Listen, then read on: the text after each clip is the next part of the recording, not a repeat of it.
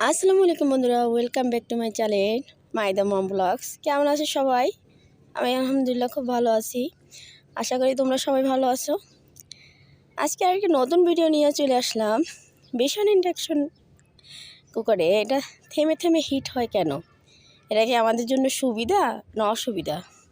এ বিষয়ে আজকে কথা বলতে চাচ্ছি। তো ভিডিওটি না টেনে দেখার জন্য তোমাদের অনুরোধ রইল, অবশ্যই সম্পূর্ণ ভিডিওটি দেখবে। দেখো, আজকে ভাত রান্না করতে করতে তোমাদের সাথে বলেই ফেলি, এটা আমাদের জন্য সুবিধা না অসুবিধা। আমি চুলাটা অন করে দিলাম। এবার চুলার নিচটা ভালোভাবে মুছে নিচ্ছি এবং ভাতটা বসিয়ে দেব। এটা হচ্ছে 2000 ভোল্টের একটি চুলা। এটা যখন 1000-এর নিচে দেওয়া হয় 800, 300, 500, 300, তখন এটা থেমে থেমে চলে। এটা আমাদের জন্য অবশ্যই সুবিধা, এটা কখনোই অসুবিধা না। অনেকেই মনে করে এটা মনে হয় অসুবিধা, এটা মনে হয় ভালো নয়। আসলেই না।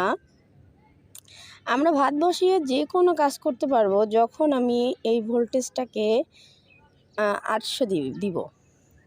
পানি পড়ার কোনো সম্ভাবনা থাকে না। দেখো, আমি এখানে 1600 আছে, আমরা 2000 করে দিলাম। আমার এখনই ভাত দেখো ব্লক আসবে কিছুক্ষণের মধ্যেই। তো বন্ধুরা, আমার চ্যানেলটি যদি তোমাদের ভালো লাগে, ভিডিওগুলো যদি ভালো লাগে, অবশ্যই আমার চ্যানেলটিকে সাবস্ক্রাইব করো। যারা অলরেডি করে দিয়েছো তাদেরকে অসংখ্য ধন্যবাদ। দেখো, আমার ভাতটা ফুটতে শুরু করে দিয়েছে।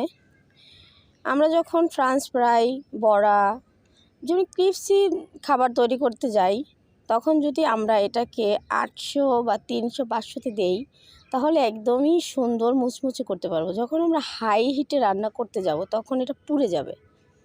তো এটা আমাদের জন্য অবশ্যই সুবিধা, এটা আমরা একদম স্বাচ্ছন্দ্যে ব্যবহার করতে পারবো। আবার যখন ভাত রান্না করি বা ডাল রান্না করি, বা আমরা এটার উপরে যখন দুধ দিব, দুধ বসাবো, দুধ চাল করবো বা বাচ্চাদের খাবার, তখন আমরা যদি এটাকে 800 দিই, ও নিজের মতন করে আবার থেমে যাবে। নিজের মতন মানে পানিটা তোমার চারপাশে বা চুলায় পড়ার কোনোই সম্ভাবনা থাকে না।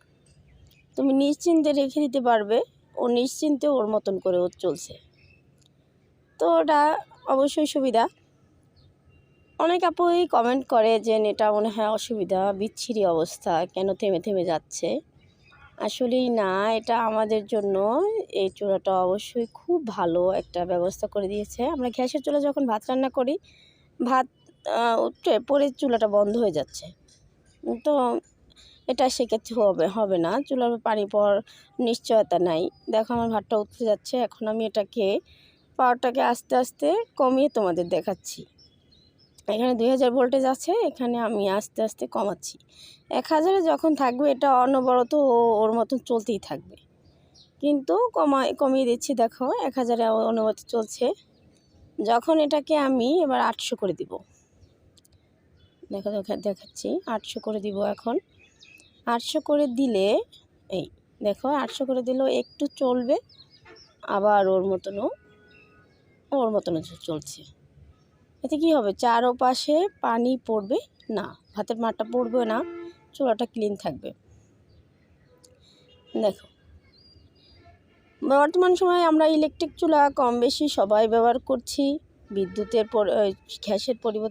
গ্যাসের পরিবর্তে আমরা চুলাটা সবাই ব্যবহার করি এবং এটা স্বাচ্ছন্দ্যপূর্ণ, এবং এটা অবশ্যই সাশ্রয়ী। কারেন্ট বিলও কমই আসে। আমি দীর্ঘদিন যাবৎ ব্যবহার করতেছি, আমার কাছে ভালোই লাগছে। তো বন্ধুরা, আজকে ভিডিওটি এজন্যই শেয়ার করলাম। তোমরা অনেকেই এই প্রশ্নটা করে থাকো, কেন থেমে থেমে হিট হচ্ছে। এখন এটাকে আমি 500 করে দিচ্ছি, ওর মতন চলছে।